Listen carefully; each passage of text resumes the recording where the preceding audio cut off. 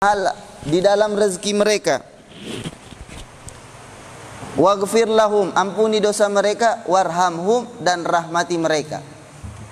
Jadi ini doa yang disunnahkan ketika kita berbuka di rumah orang lain, berbuka dibayarkan atau dikasih makanan sama orang lain.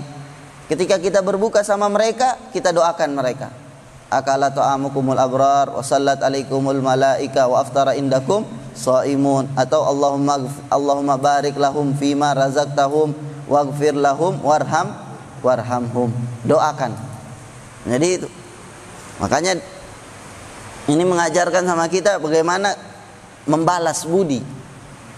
Orang kasih kita makanan berbuka puasa, orang mengundang kita berbuka puasa di rumahnya, kita balas. Walaupun dengan doa. Karena Rasulullah pernah bersabda, man lam yashkurin nas lam yashkurillah. Barang siapa tidak bersyukur kepada manusia, maka dia tidak bersyukur kepada Allah Subhanahu wa taala. Man qala li akhihi jazakallahu khair faqad ablagh. Barang siapa berkata kepada saudaranya, jazakallahu khair, semoga Allah balas kebaikanmu dengan kebaikan, faqad ablagh, maka dia telah sempurna di dalam bersyukur kepada orang tersebut. Jadi membalas kebaikan orang dengan doa, kita sudah melakukan suatu syukur kepada dia dengan balasan yang sempurna. Faqad ablagh, kata Rasulullah, itu telah lebih. Doa, paling tidak doa. Kita ada orang nggak kasih makanan, orang undang kita makan untuk berbuka puasa, doakan dia. Jadi itu suatu bentuk balas budi walaupun dengan doa. Karena itu selalu. Juga bagaimana kita ini di dalam masyarakat kaum muslimin, doa satu sama lain itu harus sering terdengar. Dia kasih kita sedikit, jazakallahu khair. Dia kasih jazakallahu khair, doakan Allah barik fik. Jadi orang-orang dulu itu, para salaf, tidak bertemu satu sama lain pasti dia bilang dakwatak, doakan. Dan itu masih tersebar, masih banyak di daerah-daerah, di kampung-kampung orang-orang soleh. Kalau kita bertemu sama mereka, padahal mereka lebih mulia dari kita, mereka lebih alim, lebih pintar, lebih tua, tapi kalau ketemu, kalau mau berpisah dia bilang, dakwatak, jangan lupa ente doain ana. Jangan lupa ente doain ana. Chat atau lagi chatan WhatsApp apa, mereka kalau kita chatan sama orang soleh, pasti mereka di akhir-akhir mereka bilang, dakwatak, jangan lupa ente doain ana. Jangan, sedikit-sedikit mereka minta doa. Karena begitu, lingkungan kaum muslimin harusnya seperti itu. Ini kita dikasih makan, doa. Dikasih sedikit, doakan. Sedikit-sedikit kita doakan. Jadi doa antara satu sama lain jangan terputus di dalam lingkungan kaum muslimin. Doakan saudaranya, karena kita doakan dia, kita dapat. Barang siapa mendoakan saudaranya, malaikat berkata, walaka mithlu, kau juga akan dapat seperti dia. Jadi setiap kita doakan untuk saudara kita, Allahumma barik, ya Allah berkahi dia, kita juga akan diberkahi oleh Allah karena doanya malaikat. Doanya malaikat mustajab atau tidak? Mustajab. Jadi kita mendoakan dia, malaikat doakan kita. Kita doain dia berkah, malaikat doain kita berkah. Doanya malaikat mustajab.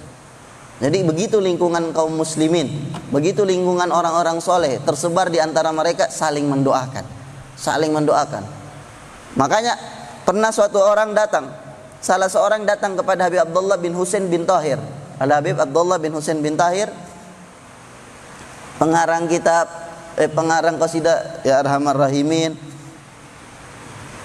datang, dia bilang, ya Habib, saya ini banyak hajatku, saya banyak keperluanku. Kata Habib Abdullah, ente kalau punya keperluan, doakan keperluanmu tersebut untuk saya, nanti kau akan dapat, Allah akan kabulkan keperluanmu. Kau butuh apa? Oh, saya butuh rezeki, saya sekarang lagi butuh uang. Kau doakan untuk saya uang. Kasih Habib Abdullah bin Husain bin Tahir, berikan rezeki kepada Habib Abdullah bin Husain bin Tahir uang. Nanti Allah akan kasih kepada engkau. Kenapa? Karena tadi doanya malaikat katanya. Doanya malaikat lebih mustajab. Engkau doain saya, malaikat doain kau. Doanya malaikat lebih mustajab kepadamu. Jadi begitu doa tersebut. Kita makan sama orang, doain. Orang undang kita, doain. Jangan keluar tanpa kita balas syukur dengan paling tidak dengan doa. Balas budi paling tidak dengan doa. Kita doakan. Doakan kaum muslimin, doakan kaum muslimat, saling berdoakan. Da'watak li akhika fi dhahril ghaib mustajab. Dalam hadis Rasulullah sallallahu alaihi wasallam bersabda, da'watak li akhik, doamu untuk saudaramu fi dhahril ghaib, tanpa sepengetahuan dia, mustajab, dikabulkan oleh Allah Subhanahu wa taala. Da'wataka li akhika fi dhahril ghaib mustajab. Jadi doamu untuk saudaramu ketika tanpa sepengetahuan dia itu mustajab, salah satu doa yang mustajab. Jadi selalu lingkungan kaum muslimin hidupkan saling mendoakan satu sama lain. Kita lihat ada dia berbuat baik walaupun kecil, barakallahu fiik, Allah yahfazak, Allah yuwaffiqak, Allah berikan taufik sama kau, Allah jaga kau, selalu itu. Selalu seperti itu. Walaupun dikasih makanan, doakan dia. Akala ta'amakumul abrar, wa sallat alaikumul malaika, wa aftara indakum shaimun. Allahumma barik lahum fi ma razaqtahum waghfir lahum warhamhum. Jadi ini doa yang kita panjatkan ketika kita diajak, dipanggil untuk berbuka di rumah atau diberikan makanan untuk berbuka puasa, doakan mereka dengan doa-doa dari Rasulullah sallallahu alaihi wasallam. Makanya pernah di dalam hadis Rasulullah sallallahu alaihi wasallam pernah bersabda, al-walimah hak, bahwasanya menghadiri undangan walimah itu merupakan suatu kewajiban.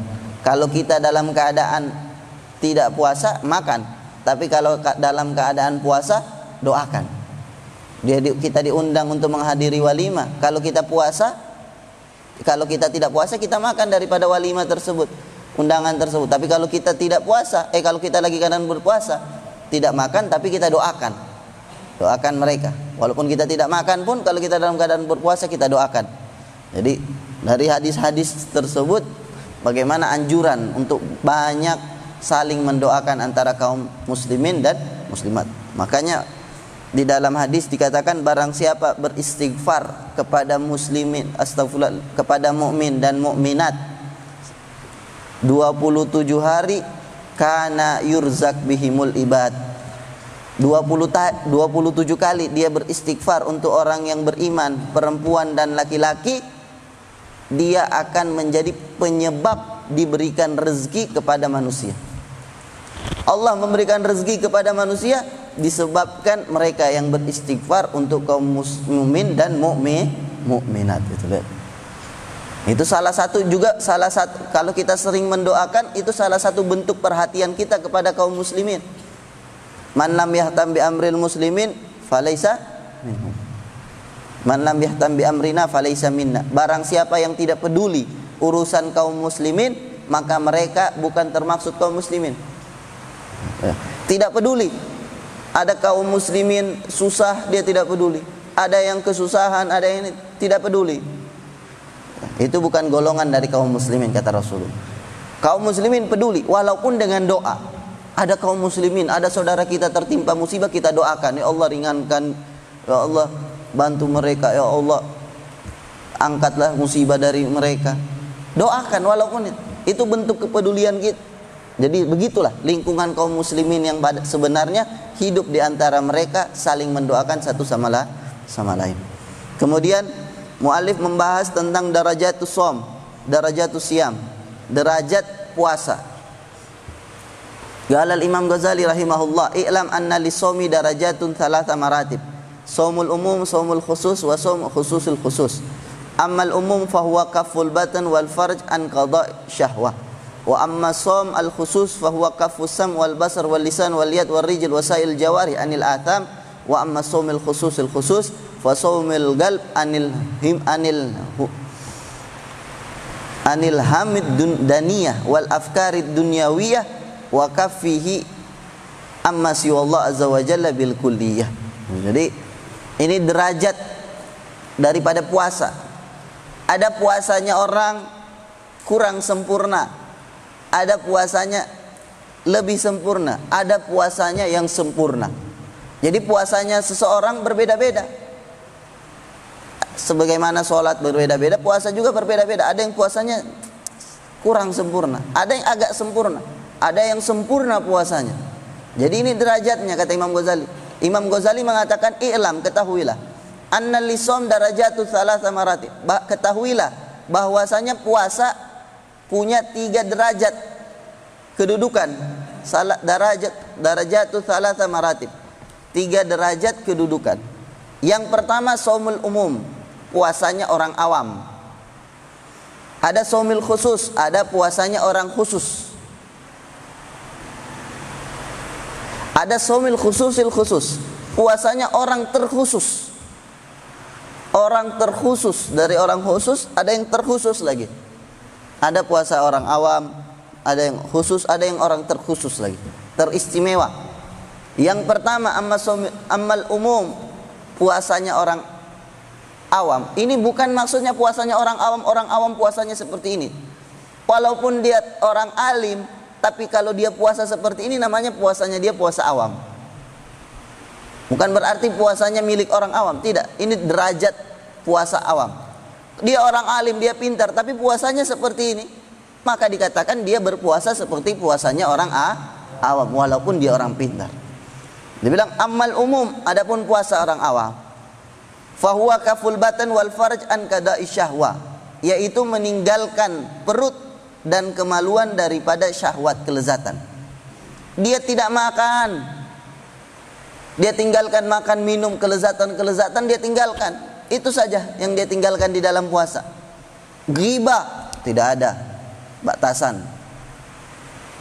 Namimah tidak ada batasan. Bohong tidak ada. Semua tidak ada. Tidak ada batasan. Cuma apa? Dia cuma tinggalkan kelezatan makanan, minuman. Itu saja yang dia tinggalkan di dalam puasanya. Ini puasanya awam. Ada orang pintar puasa seperti itu, maka puasanya dia puasa awam, walaupun dia orang pintar, walaupun dia orang alim. Ada yang kedua, kata Imam Ghazali, shaumul khusus, puasanya orang khusus, yaitu kafus sama wal basar wal lisan wal yad wal rijl wasail jawari anil atham. Meninggalkan pendengaran, penglihatan, perkataan, tangan, kaki dan semua anggota tubuh daripada maksiat. Anil atham, daripada atham, maksiat. Jadi ini puasanya orang khusus. Dia tidak mendengarkan pendengaran yang maksiat, dia tidak melihat dengan penglihatan maksiat, lisan tidak dia pakai untuk maksiat, tangan dia tidak pakai untuk maksiat, kaki dia tidak pakai untuk maksiat, begitu juga semua anggota tubuhnya dia tidak pakai untuk maksiat.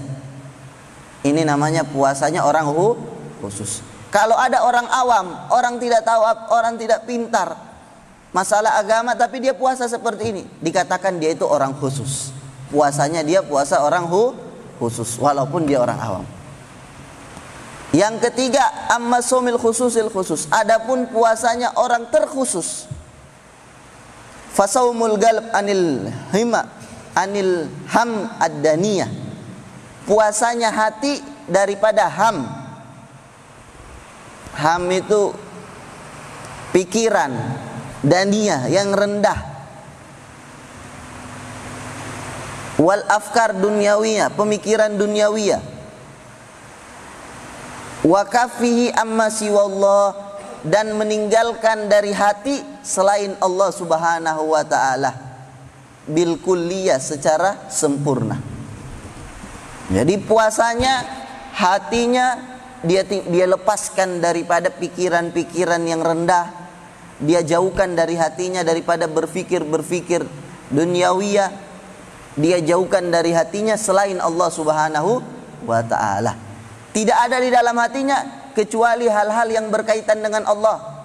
Tidak ada di dalam hatinya kecuali ingin mencari ridhonya Allah. Semua yang berkaitan dengan Allah, ridhonya Allah yang ada di dalam hatinya. Selain itu dia tinggalkan. Ini puasanya orang terkhusus, orang istimewa. Dia orang pintar kalau dia puasa seperti ini, puasanya istimewa. Dia orang bodoh kalau puasanya seperti ini, puasanya istimewa. Tidak ada dalam hatinya berpikir yang lain.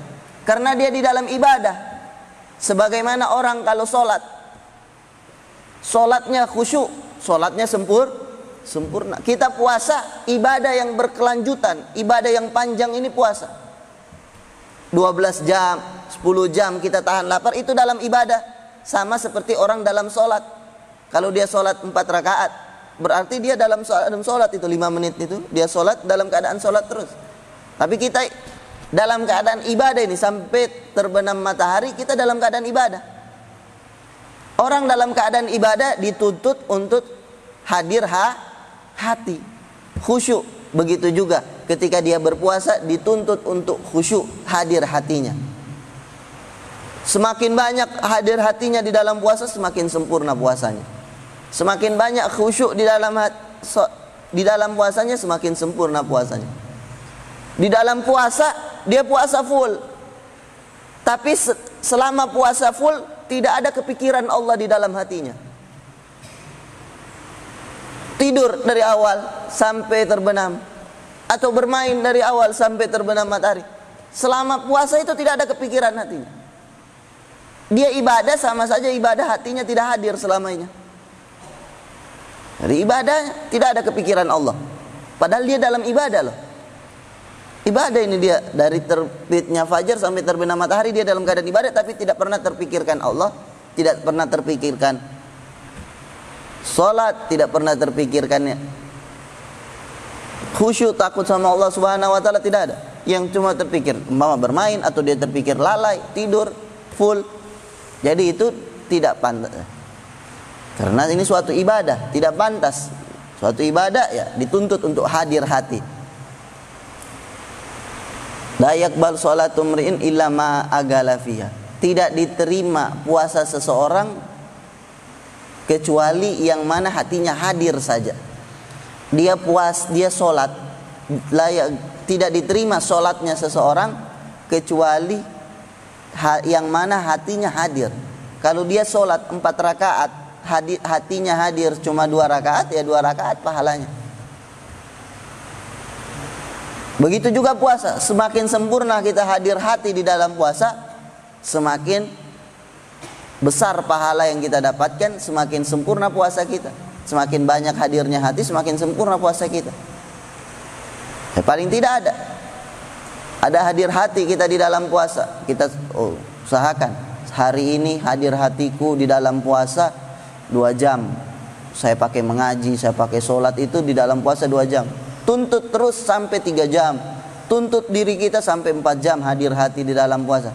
Tuntut 5 jam, 6 jam, 7 jam, sampai insya Allah semua puasa kita dalam keadaan hadir hati dengan Allah Subhanahu wa ta'ala. Artinya hadir hati, kita tidak lalai. Kita tahu kita dalam keadaan ibadah, kita pakai untuk ibadah.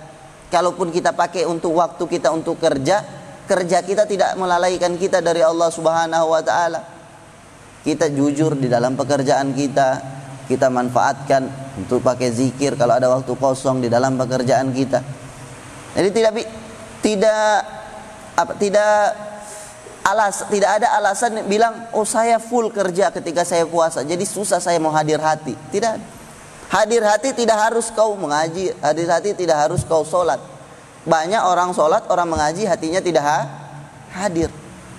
Hadir hati kau bekerja pun, umpama waktu saya bekerja dari pagi sampai sore setiap bulan puasa, jadi susah mau hadir hati. Tidak. Sambil bekerja hati hadir bisa. Dan berapa banyak orang yang sholat tidak hadir hatinya. Berapa banyak orang yang bekerja tapi hatinya hadir bersama Allah Subhanahu wa ta'ala. Hatinya hadir, dia tahu dia dalam keadaan ibadah. Ada yang pancing emosi, dia tidak sabar. Ada waktu kosong, dia pakai berzikir. Ada waktu kemungkaran, dia tinggalkan. Apa saja yang bisa dilakukan itu hadir hati. Yang menjauhkan kita dari kemaksiatan, nah, itu hadir hatinya kita kepada Allah Subhanahu wa ta'ala. Dan ini derajat orang puasa. Kemudian Haka Anil Hasan Al-Basri, diceritakan daripada Sayyidina Hasan Al-Basri, annahu marra bigaumin, bahwasanya Sayyidina Hasan Al-Basri itu lewat bigaumin, lewat dari suatu kaum, yadhakun, mereka ketawa-ketawa. Sayyidina Hasan Al-Basri lewat, ada orang ketawa-ketawa. Faqala, maka Imam Hasan Al-Basri berkata, innallaha azza wa jal ja'ala fi syahri Ramadan midmaran li khalqih yastabiquna fihi li ta'atih. Allah Subhanahu wa taala jadikan di bulan Ramadan sebagai berangkas, sebagai hadiah atau berangkas bagi makhluknya. Yastabiquna, berlomba-lomba di dalam bulan Ramadan li ta'atihi, untuk taat kepada Allah. Fasabagagom fafazu, ada orang yang juara, fafazu, dia sukses, berhasil. Wa tahallafa agwam fakhabu, ada orang yang tidak juara, takhallafa, terlambat, fakhabu, mereka menyesal. Fal ajab kullal ajab, kata Imam Hasan Al-Basri, maka sangat mengherankan, maka sangat mengherankan lidhahik al-laib, bagi orang yang banyak ketawa, banyak bermain, fil yom, di hari alladzi faza fihi sabiqun, di hari yang mana sukses orang-orang yang juara dan menyesal orang-orang yang lalai. Kata Imam Hasan Al-Basri, ajib kullal ajab, sangat mengherankan. Ada orang yang masih bermain, ada orang yang masih banyak ketawa di hari orang-orang sukses, orang-orang menyesal. Antara dua, bulan Ramadan antara dua, ada orang yang berhasil sukses, ada orang yang menyesal karena terlambat, karena dia berpaling. Kata Imam Hasan Al-Basri, ini orang heran, dia masih mau bermain, berarti dia golongan yang kini. Tidak mungkin, ya Allah saya mau jadi orang yang paling sukses di bulan Ramadan, tapi Ramadannya full dengan bermain. Ente mau bercanda sama Allah, ente mau ya Allah saya mau jadi orang yang paling sukses, ada usaha, paling tidak ada usaha, Allah lihat. Ini tidak, saya mau ke Donggala, kau ke sana arahnya. Kalau mau ke Donggala sana, ente mau jadi orang yang sukses di bulan Ramadan, arahnya ke sini. Kau mau ke sini tapi arahmu ke sana. Itu bermain. Paling tidak ada, walaupun sedikit demi sedikit, jalan sedikit demi sedikit. Ada usaha sedikit, ada ibadah yang dia jaga di bulan Ramadan, dia jaga. Saya jaga mengajiku, saya jaga puasaku, saya jaga tarawihku, saya jaga sholat jamaahku, sedikit-sedikit. Jadi itu nanti Allah bantu. Allah yang akan bantu, Allah yang akan perlancar jalan kita, Allah yang akan permulus jalan kita sampai tujuan yang kita inginkan biar sukses di bulan Ramadan. Tapi ini tidak, mau sukses, saya mau sukses ya Allah, saya mau jadi orang yang sukses di bulan Ramadan. Sama sekali dia tidak ada jalan ke sana, semua jalannya ke belakang. Tidak ada walaupun satu, tidak ada. Walaupun sholat dia jaga, tidak ada. Sholat jamaah, mengaji sedikit, tidak ada. Apalagi sholat tarawih, apalagi ini, apalagi itu, tidak ada. Bahkan puasa pun tidak. Jadi tidak, jangan. Harus ada usaha kita yang Allah lihat. Kalau Allah lihat ada usaha kita sedikit demi sedikit, keinginan yang kuat, kadang dia belok, usaha lagi. Kadang dia terlambat, usaha lagi. Semangat lagi, gigih lagi. Itu Allah lihat itu. Kalau Allah lihat di situ, Allah bantu kita. Kalau Allah sudah bantu, cepat. Kalau Allah sudah bantu, mulus. Tidak ada lagi hambatan-hambatan. Jadi ada usaha yang Allah lihat di dalam diri kita. Karena kita mencapai kesuksesan di bulan Ramadan, kesuksesan akhirat, kesuksesan dunia dan akhirat itu bukan dengan usaha kita. Siapa kita yang bisa, amal apa yang kita lakukan bisa membuat kita masuk surga? Makanya Rasulullah bilang la yadkhulul jannah illa, tidak ada yang masuk surga kecuali dengan rahmatnya Allah. Apa usaha kita? Tidak ada. Masuk surga ini rahmatnya Allah. Tapi kita beramal untuk apa? Untuk cari rahmatnya Allah. Karena Allah menaruh rahmatnya di dalam ibadah. Cari rahmatnya Allah. Kalau kita mau masuk surga dengan amal kita, bagaimana amal kita? Semua amal kita tidak cukup untuk membayar nikmat mata. Satu bola mata, semua amal kita tidak cukup. Apalagi nikmat yang lain yang Allah kasih, tidak cukup membayar. Jadi kita cuma usaha, kita cari rahmatnya Allah di dalam ibadah-ibadah. Cari rahmatnya Allah di dalam mengaji, cari rahmatnya Allah di dalam sholat, cari rahmatnya Allah di dalam zikir, cari rahmatnya Allah di dalam belajar. Kalau kita sudah dapat rahmatnya Allah, sukses, masuk surga, dapat ridhonya Allah, bisa kumpul sama Rasulullah. Itu semua berkat rahmatnya Allah, bukan amalan kita. Kita tidak punya amal. Makanya ada orang bertemu dengan salah satu imam, Imam Junaid, ketika beliau salah satu imam ketika sudah meninggal. Ada yang bertemu dengan salah satu imam ketika dia sudah meninggal. Ya imam, bagaimana keadaanmu setelah meninggal? Dia bilang, Allah maafkan saya, Allah masukkan saya ke dalam surganya. Karena apa Allah masukkan engkau dalam surganya? Dia bilang, dhahabat tilkal ulum, tilkal kutub. Dia bilang, ilmu-ilmuku itu tidak ada faedahnya semua. Kitab-kitab yang semuanya Allah kasih saya masuk surga karena 2 rakaat yang saya sholat sebelum subuh. Jadi dia dapat rahmat gara-gara itu. Yang lain itu tidak ada. Yang lain ini tidak ada. Jadi kita cari. Ada orang yang dapat rahmat gara-gara belajar. Ada orang yang dapat rahmat gara-gara mengaji. Ada orang yang dapat rahmat gara-gara sholat. Ada orang yang dapat rahmat gara-gara jamaah. Ada orang yang dapat rahmat gara-gara zikir. Ada orang yang dapat rahmat gara-gara bangun malam. Kita tidak tahu di mana Allah taruh itu rahmatnya untuk kita. Yang membuat kita bisa masuk surga itu Allah taruh di mana kita tidak tahu. Itu yang kita cari. Jadi imam tadi ini, dia bilang sudah hilang semua itu gelar, hilang semua panggilan alim, panggilan ulama itu hilang. Dia bilang tidak ada. Allah kasih masuk saya ke surga rahmat karena saya sholat sebelum subuh 2 rakaat setiap hari. Sebelum azan dia sholat 2 rakaat, gara-gara itu Allah kasih masuk dia surga. Ada yang seperti itu. Ada yang mimpi sama Imam Sibaweh. Ketika Imam Sibaweh setelah meninggal ditanya, ya Imam, bima adkhalaqallahu jannah, dengan apa Allah masukkan engkau ke dalam surga? Dia bilang, dengan kalimat yang saya tulis di dalam kitabku.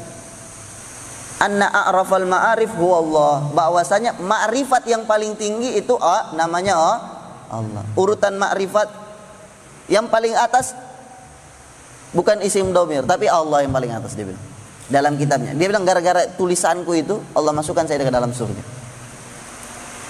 Jadi banyak sebab, ini sebab ibadah ini dari sebab kita cari.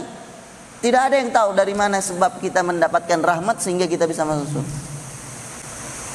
Jadi itu yang kita cari di bulan Ramadan. Ada sedikit yang kita ada usaha yang Allah lihat kita, Allah bantu nanti. Kalau Allah sudah bantu, lancar, mulus sudah jalan kita. Tapi jangan sama sekali berpaling. Minta, ya Allah saya minta jadi orang yang sukses di bulan Ramadan. Ini sama sekali berpaling. Tidak ada usahanya untuk jadi baik. Tidak ada keinginannya untuk berubah. Tidak ada keinginannya untuk menjadi yang lebih terbaik. Menjadi ini Ramadan terbaik daripada sebelumnya. Tidak ada. Bagaimana Allah membantu? Innallaha la yughayyiru ma biqaumin hatta yughayyiru ma. Allah tidak merubah suatu kaum sampai dia ada keinginan, ada usaha dulu baru Allah bantu. Allah tidak ubah dia. Kalau Allah sudah lihat ada usahanya, baru Allah ubah dia. Ini tidak ada usaha sama sekali, bahkan berpaling, bertambah. Itu sudah main-main namanya. Di dalam doanya, dia bilang, ya Allah jadikan saya yang terbaik, tapi sama sekali berpaling. Tidak ada usaha sedikit pun. Allah tidak akan merubah sampai kita ada berubah, ada usaha dari kita, baru Allah bantu. Tidak ada mau jahiz, ente tiba-tiba langsung berpaling, tiba-tiba ente mau langsung, harus ada usaha langsung ke surga. Jalan begini, selama bulan Ramadan dia begini, tiba-tiba jadi orang yang paling sukses di bulan Ramadan. ente di sini, bagaimana ente tiba-tiba ente mau di sini? Ada usaha di sini, nanti Allah bantu ente jadi yang sukses. Jadi harus ada usaha. Apapun sedikit pun harus ada usaha. Ada keinginan, ada niat, ada usaha dari kita, baru Allah bantu. Jadi kata Imam Hasan Al-Basri, ini orang heran. Ada orang yang beruntung, ada orang yang menyesal. Dia masih sibuk bermain, masih sibuk ketawa. Berarti dia mau menjadi golongan yang kedua. Kalau dia mau jadi golongan pertama, jangan perbanyak bermain, jangan perbanyak ketawa. Biar kita bisa jadi golongan ini. Ada usaha kita untuk menggapai golongan yang pertama, orang-orang yang juara, mereka sukses, kata Imam Hasan Al-Basri. Jadi semoga Allah Subhanahu wa taala menjadikan bulan Ramadan ini bulan terbaik bagi kita dan bagi umat Muhammad sallallahu alaihi wasallam. Amin ya rabbal alamin. Sallallahu alaihi wasallam.